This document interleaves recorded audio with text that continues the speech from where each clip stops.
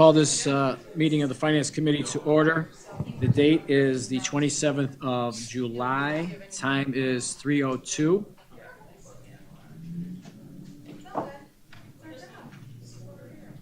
Time is 3:02.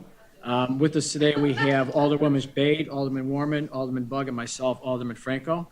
First item is 23-0551, approval of the minutes of the Finance Committee meeting held on July 13, 2023. We have a motion by Alderman Warman, second by Alderman Bug. All in favor, say aye. Aye. Opposed? Passes 4-0. Madam Clerk, do we have anybody from the public wishing to speak? No, sir, no one to speak. Okay, thank you. First item on the regular agenda is 23-0459, a resolution authorizing the execution of a service agreement between the City of Aurora and Family Services Association of Elgin, Illinois, in support of the Aurora Police Department Crisis Intervention Unit. Good afternoon, Chair. Good afternoon, Committee. Bill Rowley, the Administrative Services Lieutenant for the Aurora Police Department. This is a resolution that's a handshake with the Crisis Intervention Team grant that we've written and we've brought before you and also through City Council. This is a service agreement that was written and approved between the city's legal department and the FSA of Elgin, their legal team. And this essentially backdates us to October of 22 and gives us a mechanism that we can work with the FSA, who we've been working with for years now. Gives us a mechanism where we can pay them going back to October of 22, which was the origination of our grant award. Lets us pay through the fall of this year, where we're going to go back to the table and look at another service agreement with the FSA so we can true that up moving forward. So we're going to be bringing another service agreement to you here probably in the next couple of months.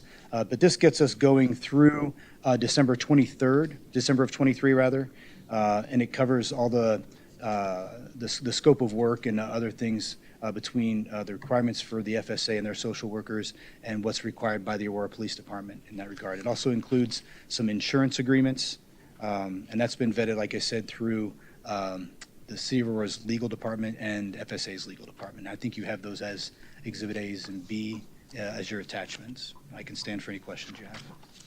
So, Lieutenant, when we talk about this in the fall again, it'll be starting January 1st, 2024 and going for a period of a year or two. That's kind of what we're looking at.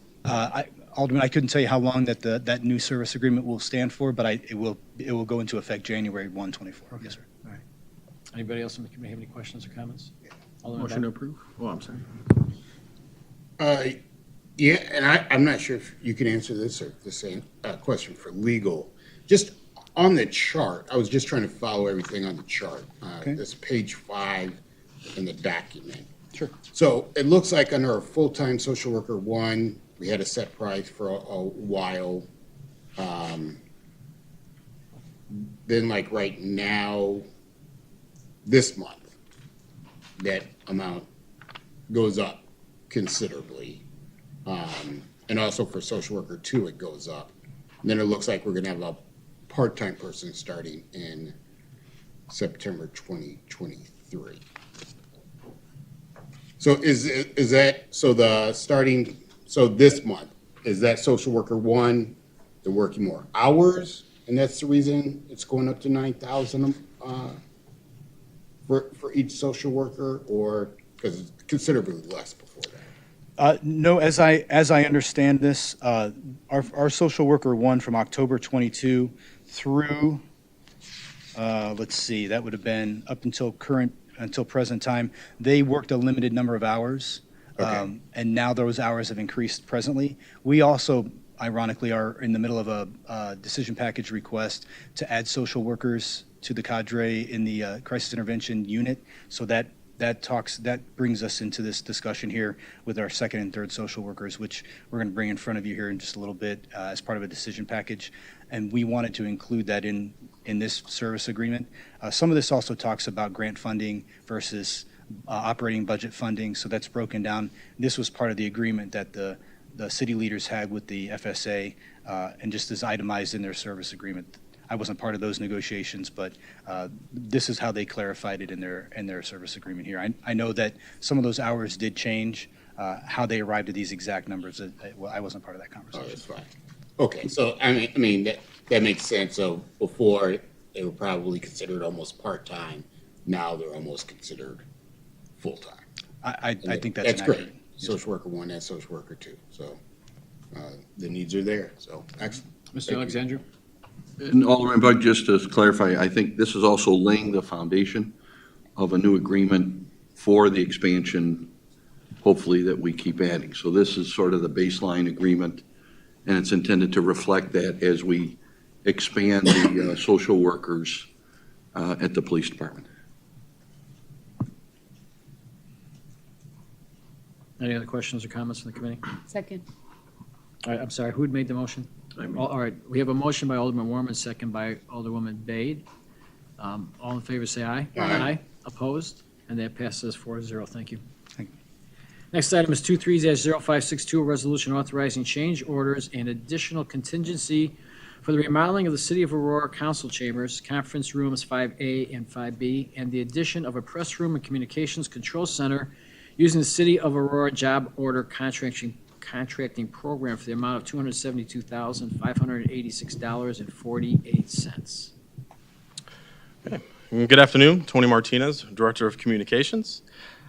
So this was a joint project, obviously, with the Communications Division, IT, and obviously our Public Facilities Department. So we're here on the 5th floor, finished the first part of the project as part of our ACE project. So initially going through this project, we knew we were probably going to encounter some issues, some hurdles as we start remodeling, tearing down the walls, obviously in a dated and older facility, and also with the flexibility of the technology system that we have, the AV system that we have in this project. So when we finished up here on the 5th floor, we really had to take a deeper look into, as we experienced some change orders here on this floor, what anticipated costs we're also going to run into on the 2nd floor. So while this project was finishing up here on the 5th floor, they started the demolition on the 2nd floor, making sure that they took out the ceiling, obviously the floors. You go down there, took out all the stadium seating. In an effort to really drill down and really refine any additional anticipated costs related to the project, also based on any issues that we foresaw or any additional items that may have been missed or just modified as we progress through the project. So I'll kind of walk through some of the anticipated change orders and costs here for the 2nd floor that amounted to the amount here for $272,000. So additional 5th floor costs. So as we launched the system, obviously it's working great. The good thing, the beauty about this broadcasting system and the technology system is it can do as little and as much as we really want it to be, right? The flexibility is really the solution we wanted to make sure that, we can have a system that could do anything we wanted it to do. So as we've had committee meetings, council meetings, broadcasted live, we actually encountered a lot of boards and commissions that also use the room or city council room and also record their meetings. They don't always record it video, but they record it audio wise. So to reduce the resources that are used from my team, so I don't have to have someone here every single night a board or commission meets to record audio visuals for that meeting. One of the proposed solutions in additional costs on the 5th floor is to implement a recording system. So basically we'll program these touchscreen panels here in this floor and on the 2nd floor, where if the board or commission meeting needs to be recorded, they can just press audio recording start, and the system will automatically record the audio that's going on in the room. Record onto an SD card, and then that way we can give that to the board or commission the morning after their meeting is completed. This way, we don't have to spend additional resources of having a team member here for those meetings throughout the meetings there. So once the system was implemented, we did find ourselves being here very often every evening to be able to record some of the meetings that do go on here.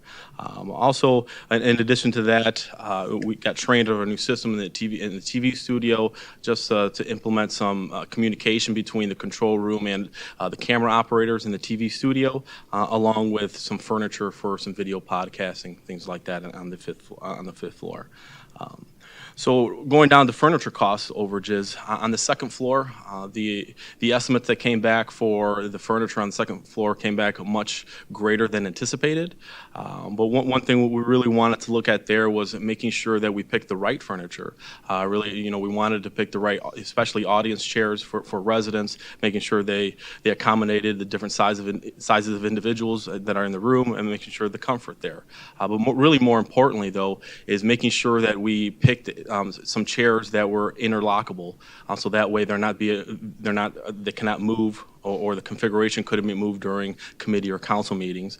But then when those council meetings, committee meetings are over, they can also detach, and we can adjust that configuration in that room to make the city council chambers a little bit more flexible, multi-purpose room when committee meetings and council meetings are not in session.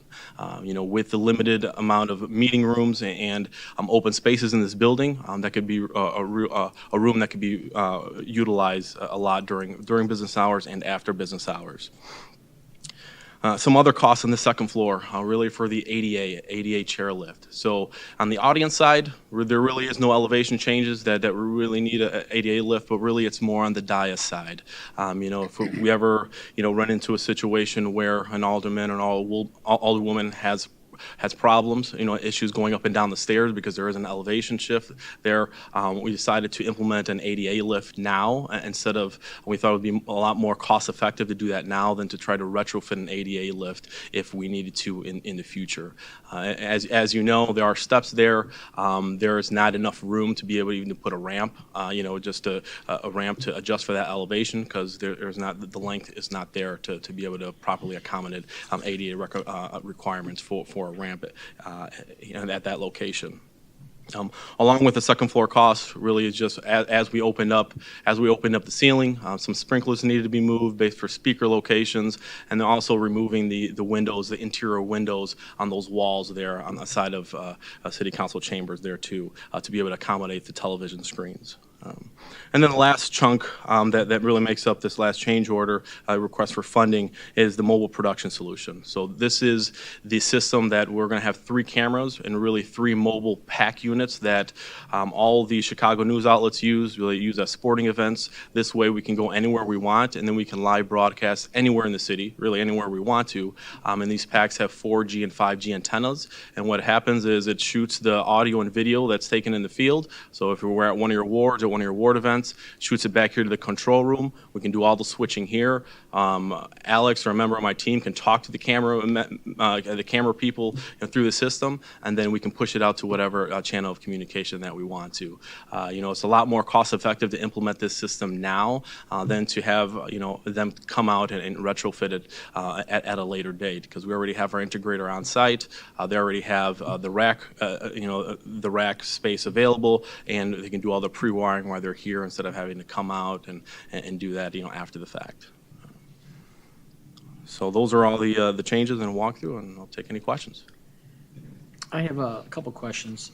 So I'm looking at the contingency, the new contingency, and then the old contingency. So we're 176,803 for the first contingency, initial one. That was a percentage of the project, I'm assuming. Exactly. So in addition to that, we're going 272,586 over for the thing. I just want to make sure we got that right. Yeah, that's correct. So right now, we outlined, we went through, we have identified $237,000 right there. So that's the anticipated overage of the extra money we need to complete the project. Mm-hmm. And then an extra 15% of that is about $35,000 is an extra contingency, which we anticipate not to use, but we just have it there just in case there's something that comes up that we totally didn't see, and we still have just a little bit more contingency if something, an emergency arises or an adjustment happens, and that's what comes out to be the 272,586. Okay. And then if you go to the ACE project presentation, Mm-hmm. and at the end, it's got a timeline. It says project completion January of 2023. Yes, so 2023. Yes, we're way past that. So Well, that's my question. Yes. I throw that out there for all right. So what are we looking at a project completion date? I don't know how we got there, but what was the real completion projected date now? projected date will be done before the end of the year. So we don't anticipate any more, any other delays. They've been working downstairs already, even without this change order being approved. So we're looking to be completed well before the end of the year, this year. Okay. So that January 2023 was, I think it should have been 2024, but yeah. well, yeah, I'm guessing. I just wanted to make sure that we all had that right in there. If we could change that for COW, that'd be great. Definitely. Okay, thanks. That's all I have. Is anybody, Alderwoman Bade? Thank you, Chairman. Thank you for giving the details about this, Tony. No problem. I wanted to ask, do you have pictures of the chairs for council and staff and assembly chairs, and what we were planning earlier versus what we are planning to get now? If we can Absolutely. get Yeah, an I can get you overview some as well pictures. as the pictures, that will be helpful. Yeah, I could definitely include the pictures of what was selected. So what was wrong with the previous ones that were selected and we had the So estimate? I don't think there was actually any pre-selected chairs, really. So I think it was just going off the pricing that we've notoriously had historically. But since the pandemic, things have gone up. Right, and our requirements for the chairs kind of changed. So there wasn't a specific set of chairs that were selected before the project. It was just the selection based on our need, and it just came out to a price that was a lot more than was anticipated. And what does carpentry work for new dais mean? Is it some ornamental or something different? So with the ADA lift, they do have to make some modifications to the original Okay. dais. So there's some carpentry to work to make sure that the ADA lift fits in the area where it needs But to there be. will be no ramp. No, so it'll be a ramp with a lift on it. So it would be, so I don't know if At the the dais. traditional ADA lifts, there's stairs, but then there's a ramp where you can roll, you can stand on it, you press a button, and you get Okay. lifted to the proper elevation to be able to get there. Thank you. I just have a couple Alderman, clarifications go ahead. for myself. So the ADA is new, something new to the project, right? The ADA Sure. stuff, that's new too. Yes. And the mobiles is new from the original drawings, right? So that's additional money. That's not a cost overrun or anything like that. Just something that you guys decided we should add now to save money in the future, then, correct? Absolutely. Yeah, perfect, okay. Thank you, that makes sense, so. Okay. Any other questions or comments from the committee? Motion to approve? We have a motion by Alderman Warman, second by Alderman Bug. All in favor, say aye. Aye. Opposed? That passes 4-0. Thank you. Next item is 23-0564, resolution authorizing the city to accept a grant award of $895,890 from Illinois Law Enforcement Training and Standards Board to reimburse the city of Aurora for its purchase of body-worn and squad cameras. Good afternoon again. Good afternoon, Chair and Committee. Lieutenant Bill Rowley with the Aurora Police Department. I'm the Administrative Services Lieutenant. I know that you have attached to this item about 22 pages of grant speak. I would hope to sort of give you the cliff notes here, and I'll if I can, I'll turn your attention to the very last page of the attachment that's noted under the AMPLA Fund grant summary. What we have is we were made aware of a funding opportunity through ILETSB, that's the Illinois Training Standards Board, where they were offering a reimbursement for body-worn cameras and squad video cameras that were purchased from July 1st of 2021 through June 30th of 2023. We met the criteria for that grant, so we made application. They were giving a maximum reimbursement amount of $895 per body-worn camera and a maximum reimbursement amount of $5,752 per in-squad video camera. And so our purchase price for our body-worn cameras was $699 per body-worn camera. We have 300 of those, and 122 squad cameras that we purchased for a total of $12,480 per in-squad camera. So our cost for the body-worn camera program and the squad camera program is $1.7 million. We made this submission there, and our maximum returnable grant award is $895,000. So that money is going to be returned. Initially, we made these purchases through ARPA funds. I've been in communication with Linda Reed and with Mr. Minnick on the appropriate return of those funds into ARPA, and they are working on the appropriate use of those funds once we return them, so that we don't misuse those funds as we return them back into the coffers. And I believe our intent is probably to use those to further fund our body-worn camera program. So we're going to kind of recycle that money. If there's any questions about the AMPLA Fund portion of it, I think Well- most are making up that. Thank you. That was my question. Since we used ARPA funds, does that money go back into the ARPA fund? And it does, then we use it for whatever is appropriate going forward for ARPA. Yes, obviously, you cannot double dip between state and federal funding sources. So we're investigating right now the proper methods to make sure that we put that money back into the ARPA fund. It would need to go back into the ARPA fund and fully comply with all of the ARPA regulations. Assuming we can do that, we would then take advantage of the state grant opportunity. Also, there's a possibility that if they say no, that it doesn't go back to ARPA, that we don't get the funding at all? That could be a possibility, but I cannot believe that we're the only entity in the country Okay. going through a situation whereby a funding purpose might change. All right, okay, all right. Thank you for that. Any other questions or comments from the committee? Alderman Bug? Yeah, thank you for the information, and Mr. Minnick, excellent explanation, that these new funds can only be used for the hardware, so the actual cameras, but all the software and IT and all those other things, we can still use ARPA funds on that side to kind of make the whole basket, so it's a good use, federal and this grant together. Yes, this grant was very specific. Obviously, we were not aware of this particular grant at the time we allocated the ARPA funding for the initial purchases. As you can see, the timeline actually reaches back in time. Had we known, obviously, we would have handled things a little bit differently, but we're trying to make sure that we can still take advantage of this opportunity provided through the state. No, it's excellent work and really just going out there and searching for grant funds that we can help our residents, so excellent job. Alderwoman Bade? You mentioned that the cost for the body worn camera was $699 for us, Yes, ma'am. and they're reimbursing $895. So how does that work? They'll still reimburse what we paid for, or? So they offer a maximum reimbursable amount of $895 per camera. In our case, we only paid $699.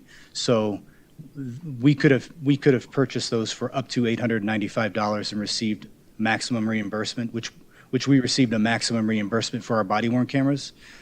They offered $895. We only spent $699. However, they offered $5,700 for the squad cameras, and we spent more than double that for ours. So it's not Can quite a that wash. amount be adjusted here? I'm sorry? Can that amount be adjusted here? I'm So, sorry, I don't like, understand the question. The body worn camera was $699 for us, but they could reimburse $895 for body worn cameras. But are they going to give $699 or they're going to give $895? Oh, I understand the question now. They're only going to reimburse us what we actually paid, not a maximum beyond that. So that's how the math shows that disparity, where we paid 1.7, but we're only receiving 895 back total. Thank you. That's all. Any other questions or comments? Motion approved. We Second. have a motion by Alderman Warman, second by Alderman Bug. All in favor, say aye. Aye. Opposed? Passes 4-0. Thank you. Next one is 23-0572, a resolution authorizing acceptance of Federal Emergency Management Agency grant in the amount of $287,659.09 towards the purchase of the new fire hoses for the Aurora Fire Department.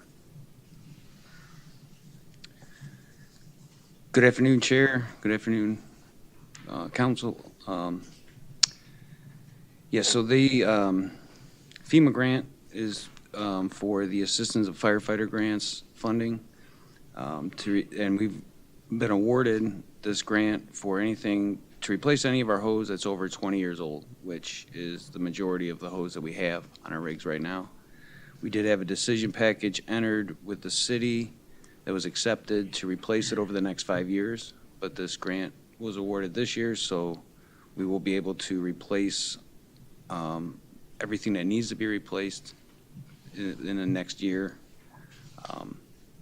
And we'll be spending up to $287,659 of federal funding, but it is a 90-to-1 match, so The department will have to put out the city $28,765.91 to receive that funding. Does anybody have any questions? Questions or comments from the committee? Motion to approve. I'm sorry. Oh, I'm sorry. Would you please state I'm your name? so sorry. My name is Matt Anslow. I'm Assistant Fire Chief for the Aurora Fire Department. Thank you. I have very nitpicky comments. This isn't for you, but it's maybe for the city going forward. So in the application, as I'm reading it, there was a area that says, please describe the critical infrastructure protected below. And you name all the schools and the different things that we go through and the museums and stuff like that. But then when you get to the airport, a couple corrections. So they're talking about Aurora Airport landing a 757 aircraft. No, we can't land a 757. There's a 737. It's a 6,500-foot runway. This is not a big deal, but going forward, if we start putting that stuff in, I just want to make sure we get a correction on that. So that would be a 737. And then, because I was there that day, that 2014 fire that caused nearly 2,000 flights to be grounded, that was much more than that. It was like 50,000. It was just a lot because it was a 3-day gig. So I'm just throwing out there because in the end, we may need to use that information again. I just happened to read through that, and this is kind of, I knew exactly what they were talking about. So not for this, big deal for this, but if we're going to use that stuff going forward, just the correct information, I guess. Okay. Yeah. Yeah, that's all. I just wanted to throw that out there. Not critical to the decision on this. I just happened to see that. So, any other questions or comments? Yeah, quick question. Sure. So, of course, we're replacing our hoses. On our new hoses that we're looking at, what is their life expectancy? So the life expectancy through NFPA is 20 years. Okay, so the new ones will be Yes, 20. that's correct. So in 18 years, we'll start looking for that grant. For- Okay. I think Alderman Seville may be around, but I don't know about the rest of Okay. us. Any other questions or comments? I hear none. Do we have a motion? Second. I'm sorry, who made the motion? Alderwoman Bay. We have a motion by Alderwoman Bay, second by Alderman Warman. All in favor, say aye. Aye. Opposed? It passes 4-0. Thank you. Thank you. Next one is 23-0567, public hearing regarding the creation of the proposed Rivervine Tax Increment Finance District and approval of the related redevelopment plan and project. Good afternoon, Chairman Franco and committee members. My name is Trevor Dick, Assistant Director in the Mayor's Office of Economic Development. This item continues the process of establishing a new TIF district just north of downtown Aurora named Rivervine, which will support the council-approved West Bank residential development. Council approved an RDA last July 2022, and in that RDA, Council agreed to create a new TIF district. In April, the Joint Review Board meeting was formed to review the proposed TIF district. The Joint Review Board consisted of our taxing district partners, including the West Aurora School District, Kane County, the Fox Valley Park District, Naperville Township, the Library District, a public member, and the Wabanzi Community College. I think it's important to note to the committee that the board recommended unanimously for the approval of the new TIF district. The next step in the process is to hold a public hearing, which will be held at City Council on August 8th, 2023, and this item is simply the beginning of our process leading up to that public hearing. I'd be happy to answer any questions that you may have. Questions or comments from the committee? Alderman Bug? I think you may inadvertently said Naperville Township. Oh, yes. Thank you very much, Barstow. Alderman. Yeah, That would be it. they did not vote in They're over favor in of this. DePage County, but they have Aurora, but not that part of I was just Aurora. making sure you were listening, Alderman. Thank you. Thank you. Any other questions or comments? Hearing none, do we have a motion? Motion to approve? Second. We have a second. We have a motion by Alderman Warman, second by Alderman Bug. All in favor, say aye. Aye. Opposed? Passes 4-0. Next item on the agenda is 230568, public hearing regarding the creation of the proposed Cross Street Tax Increment Finance District and approval of the related redevelopment plan and project. Thank you very much, Chairman Franco. Once again, this item is very similar to the previous item. This continues the process of establishing the proposed TIF district, which is just south of the downtown area, named the Cross Street TIF district, which will support the council-approved renovation of the long vacant former industrial building at 110 Cross Street into a new mixed-use development. Council approved an RDA in March of 2023, and in that RDA, Council also agreed to create a new TIF district.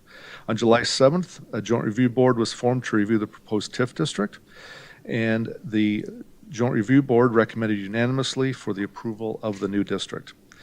The next step is the public hearing, which will be held on August 8th, and this item begins that process to move forward to that public hearing. If there are any questions, I'd be happy to answer them at this time. Questions or comments on the committee? Oh, so the public hearing will be at council, not COW? Correct, August 8th, yes, sir. Motion to approve. You have a motion by Alderman Warman, second by, Second. second by Alderman Bay, I'm sorry. All in favor, say aye. Aye. Opposed? Passes 4-0. Thank you. Next item on the agenda is 23-0390, resolution authorizing Stannard and Associates as the provider for services of pre-employment psychological assessments through December 31st, 2023. Good afternoon, Alicia Lewis, Chief Human Resources Officer. I'm here to request authorization to pay the bills for Stannard and Associates. Stannard is our vendor that administers the pre-employment psychologicals for City of Aurora employees, and specifically police and fire. And we're coming up to the $50,000 threshold, so every year we have to come back to council to request authorization to pay, because we're now going to be going over the $50,000 threshold. A little history, Stannard has been a partner with the city since back to 2007. At one time, we did try to stray away, and it didn't work out well, so they've been a really good partner for us. It's hard to find the service anywhere close, and so they've served us well. Any questions? Questions, comments from the committee? Yeah, one question. Go ahead, Alderman Bug. Do you have the anticipated amounts that will go up to? I mean, I'm trying to remember back in the budget. So last year we went up to like almost 70,000, right? We were over 100,000 last Over year. 100, okay. Way up. Yeah. Okay. You know, with it being more difficult to fill positions, we're having to go through more people. You know, we're halfway through the year and we're at 50,000, and we've got another list coming through. So I wouldn't be surprised if we're close to that number. Okay, you're 100. Okay, thank you. You're So welcome. Lisa, two questions. I read Stannard, Stanard, or is it Standard? It's Stannard. Is it no D? Stannard, or I think it's Stannard. Okay, well then. Stannard. Okay, I that used makes to a lot say of sense, because Stan- I'm isn't saying, it I'm thinking, Stannard? did we leave a D out of that? So, okay, that's fine. Stannard.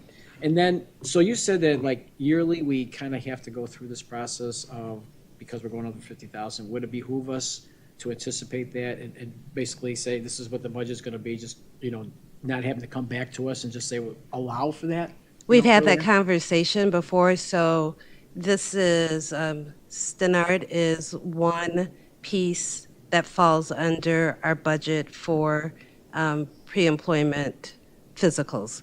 So it's all lumped together, so it's, we're budgeted at, I believe it's $114,000 for our psychs, our polys, and our physicals for pre-employment.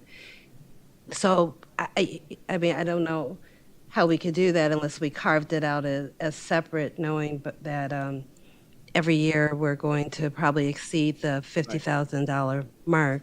Right. Well, this is not a burden on us. I just, when you Right. said that we do this. We've yearly, asked I'm before. Like, is there a right? And we, Is there a reason why we, knowing Okay. that that's the cost, but I don't know that's how that works with the budget process. Yeah, I mean, it's not that big of a deal. I just thought if we're gonna do it, let's just go above and beyond, but, Yeah. whatever, We get to whatever come works, see you every year. mechanism-wise, administratively, that's fine. This is not a big deal for the committee. Yeah. That's fine. Thank you. Any other Other- questions or comments? Hearing none, do we have a motion? Motion to approve. Motion by Alderwoman Bay, second by Alderman Bug. All in favor, say aye. Aye. Opposed? And it passes 4-0. Thank you. Thank you. Anything else to come before the Finance Committee today? Motion to adjourn. Hearing none, we have a motion by Alderwoman Bay, second by Alderman Warman. All in favor, say aye. Aye. Opposed? And we are adjourned at 3:36. Thank you.